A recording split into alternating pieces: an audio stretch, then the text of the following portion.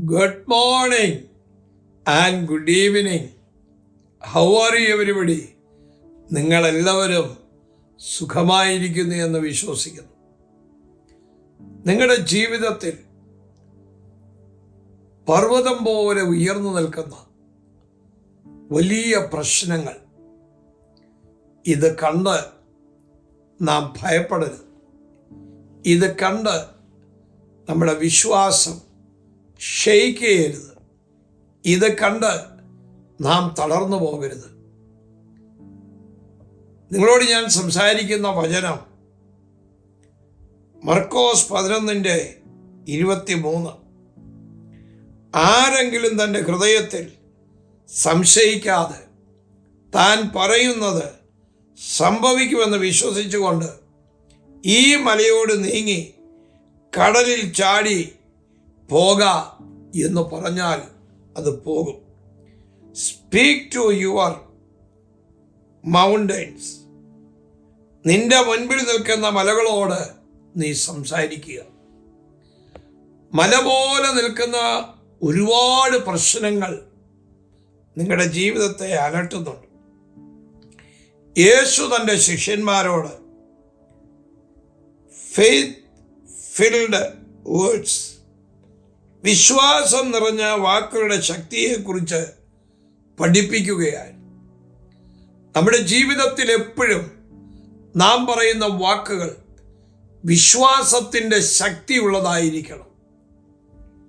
നാം പറയുന്ന word powerful ആകണമെങ്കിൽ അത് ഫെയ്ത്തിൽ വേണം നാം അത് പറയുവാൻ.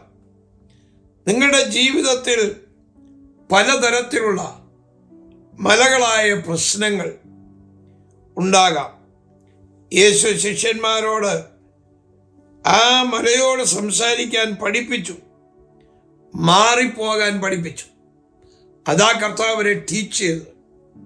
നമ്മുടെ ജീവിതത്തിലെ പ്രശ്നങ്ങളുടെ മുൻപിൽ തളർന്നു പോകാതെ, ക്ഷീണിച്ചു പോകാതെ, സ്പീക്ക് ടു യുവർ മൗണ്ടൻ. ആമേൻ. നിന്റെ മുൻപിൽ നിൽക്കുന്ന മലകളോട് സംസാരിക്കുക.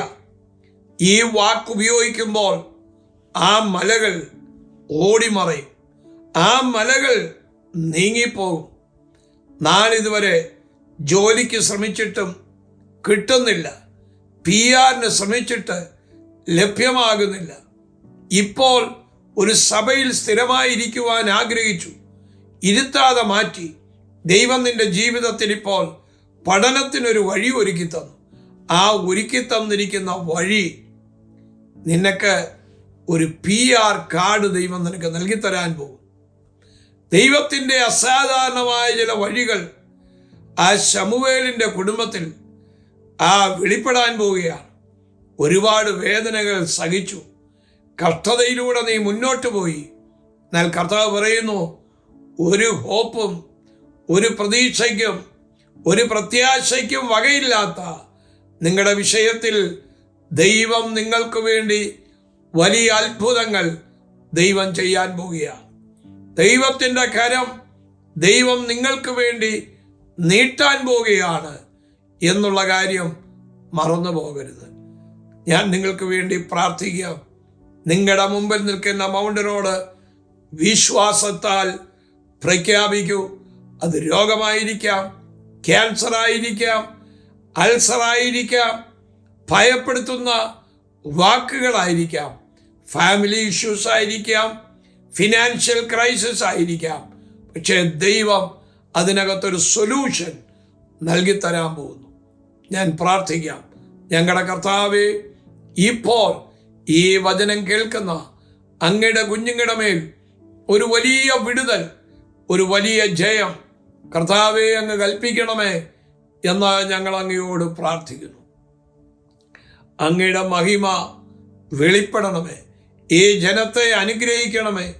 ആമേൻ. അവരുടെ മുമ്പിൽ നിൽക്കുന്ന മൗണ്ടൻ എന്തു തന്നെ ആയിരുന്നാലും അത് മാറിപ്പോകുവാൻ കൽപ്പിക്കുന്നു.